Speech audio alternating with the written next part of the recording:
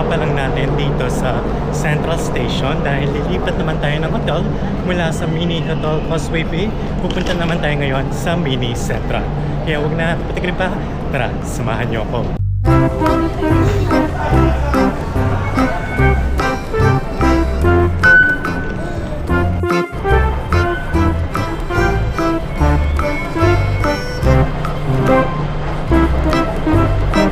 Alright guys, so mula dito sa Mini Central Station, hanapin natin yung exit D and mag-exit tayo sa may D1. Alright guys, ito yung exit D sa may Feather Street. And then guys, maglalakad na lang tayo around 450 meters away, 8 minutes by walk. Alright guys, so nandito na tayo sa exit D1. And dito pa lang medyo challenging na dahil meron na tayong hagdanan and meron tayong hawak na luggage.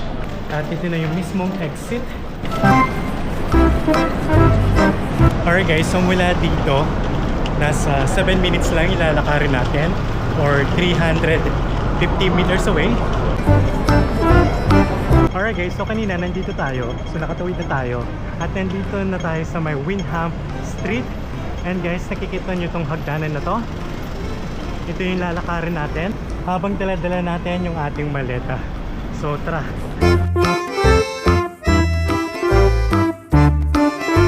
Alright guys, so konti pa lang yung nilakad natin. Hingal na tayo. Oh my God. Whew.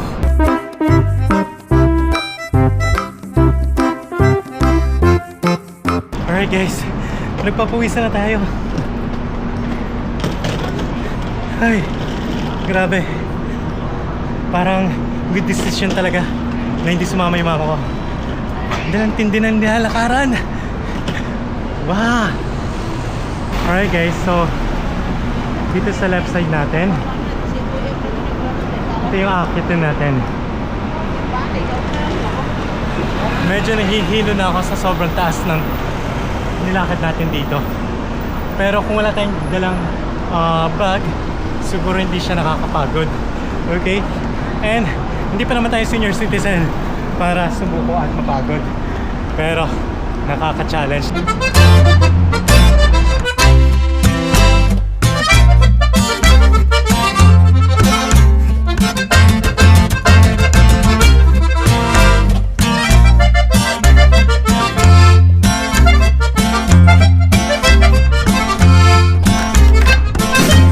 Hello guys, it's me JM and welcome to my YouTube channel. And for today's video, nandito tayo ngayon sa Mini Central at gagawa na naman tayo ng panibagong hotel room tour. Actually, galing lang tayo sa Mini Hotel Causeway Bay at lumipat lang tayo dito sa Mini Central. Kaya huwag na natin patigirin pa. Tara, samahan niyo ako!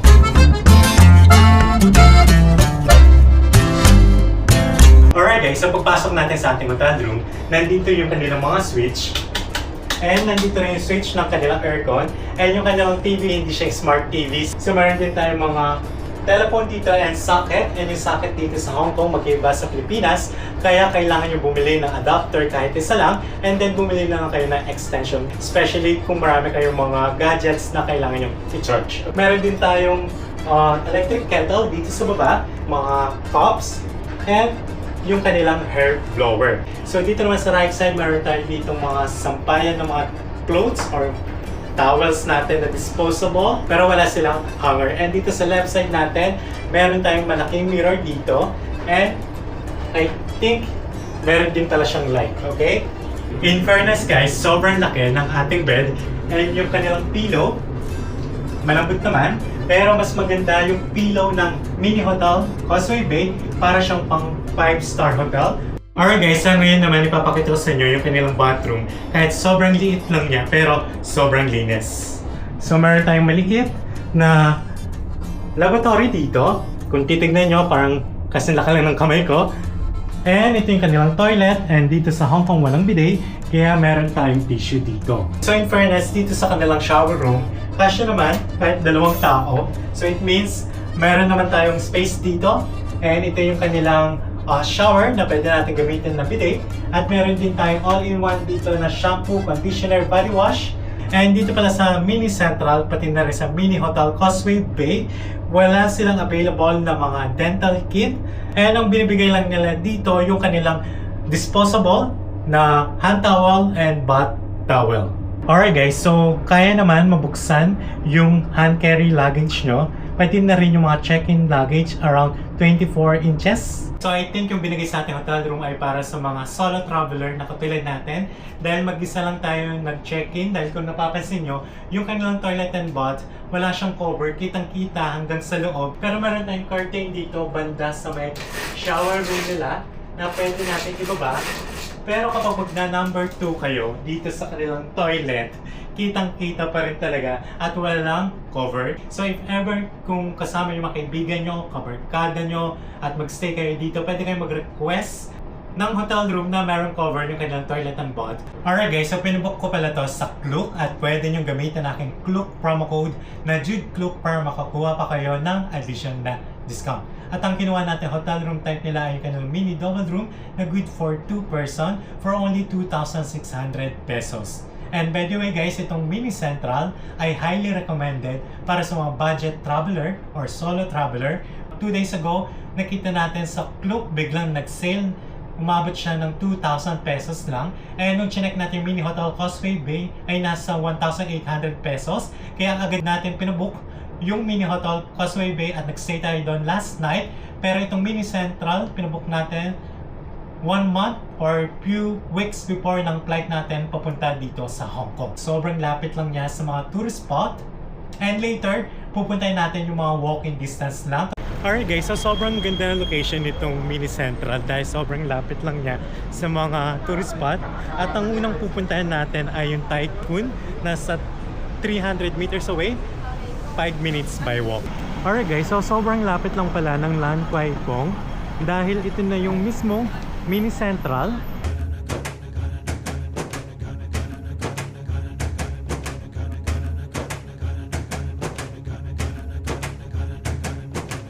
Alright guys, so pakyat tayo ngayon dito sa kanilang prison yard. And ito yung makikita natin sa loob.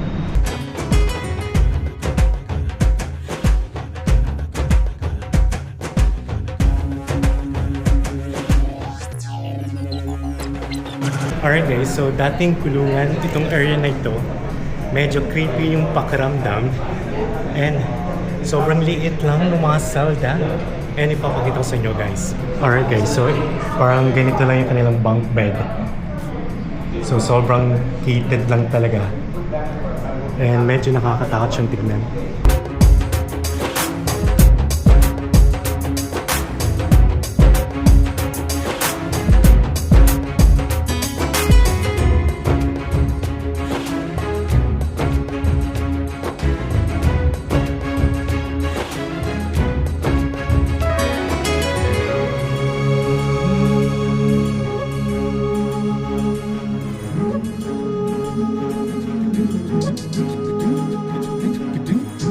Alright guys, so meron din pala silang cafe dito. Yung dating prison yard, kinonvert nila into cafe. So pwede kayong mag-order doon.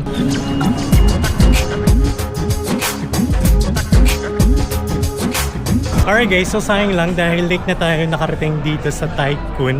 Dahil sobrang bilis ng oras talaga dito.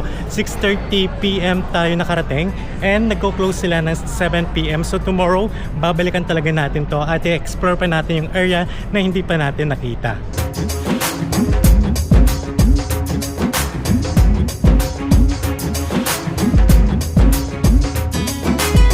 Alright guys, so nandito tayo ngayon sa Lan Kwai Fong.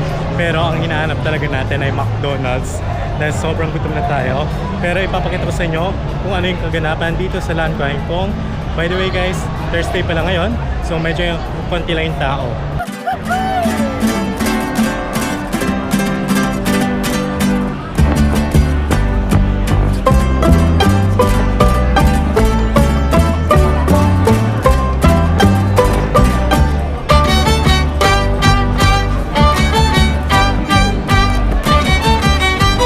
Guys, so dito sa Karan, dito pala nag-shooting sila Alden Richards and Catherine Bernardo sa pelikula nilang Hello Love Goodbye dito sa Hong Kong. fairness guys, sobrang daming tao nagpipicture dito. Dito sa may signboard na Lan Kwai Fong. Alright guys, so sobrang lapit lang din dito yung Mini Central Hotel dito sa may Lan Kwai Fong. Kaya kung gusto nyo mag-party, mag-nightlife dito sa Hong Kong, pwede kayo mag-stay sa Mini Central dahil sobrang lapit lang yan. Alright guys, so nandito tayo ngayon sa McDonald's and buti na lang kalat-kalat dito yung McDonald's at Cafe de Coral, pero 9 o'clock PM sarado yung Cafe de Coral, kaya naganap tayo ng 24/7 na McDonald's at and ang location nito pagkababa mo ng Lan Kwai Fong. Alright guys, so yung in-order natin ay fries, double cheeseburger and iced cappuccino.